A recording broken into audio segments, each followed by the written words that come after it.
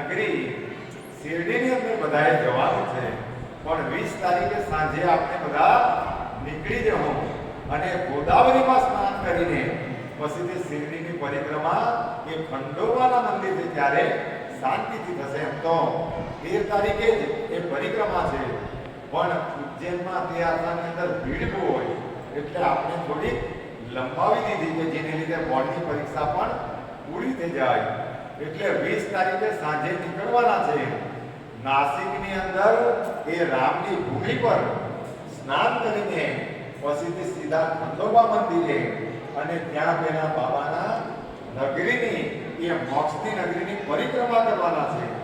પરિક્રમા કરીને બપોરનું ભોજન લઈને પછી એ મહાકાલની નગરી ઉજ્જૈનમાં બધાએ જવાનું છે. કેટલી ફી આવે પણ ઉજ્જૈનમાં આપણે 2 નાઈટ અને ત્રીજો દિવસ ફરીને રાત્રે ઉજ્જૈનથી નીકળી આવવું હોય એટલે બીજા દિવસે સવારે પાછા સાંઈધામમાં આપણે આવી રહેવું. અને એવું કહેવાય ઉજ્જૈનને માટે એમ કહેવાય કે આ સંસારની અંદર ડગલે ને પગલે મોતનો ભય રહેલો છે. ડગલે ને પગલે મૃત્યુનો ભય રહેલો છે. કોઈ પણ જગ્યા સલામત નથી. આપણે અહીંયા બેસેલા છે પણ આ પ્રભુનું ગામ છે. અહીંયા કાળની પણ તાકાત નથી, પણ ઘેરે બેસે તો ઉપર પંખાના રૂપમાં પણ કાળ ભર્યા કરે. એ ક્યારે તૂટી પડે અને આપણું રામ નામ સત્ય થઈ જાય એટલે અકાળ મૃત્યુ થાય.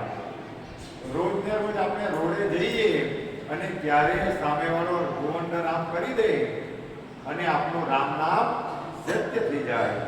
પણ એમ કહેવાય કે એકવાર જે કાળોનો કાળ એ ઉજ્જૈનની અંદર વિરાજમાન મહાકાળના દર્શન કરે તેનું અકાળ મૃત્યુ હંમેશા માટે એનું પછી અકાળ મૃત્યુ થઈ શકતું નથી. પણ જેના પર ભગવાનની કૃપા હોય તેને ત્યાં જઈ શકાય. એ તો ભગવાનની કૃપા નહીં હોય તેને ઉજ્જૈન સુધી પહોંચી શકાતું નથી.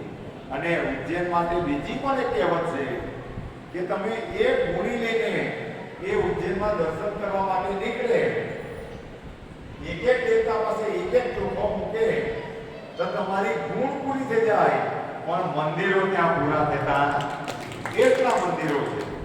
તો એ ઉજ્જૈનની ભૂમિ પર આપણે બધા દર્શન કરવા માટે જવાના છે. અને ત્યાં શિવની ભૂમિમાં, મહાદેવની ભૂમિમાં, એ હરની ભૂમિમાં રોજને રોજ આપણે વિષ્ણુ સહસ્ત્રના પાઠ બધા કરો અને આનંદ કરો. તો હમણાંથી જાહેર કરી દીધું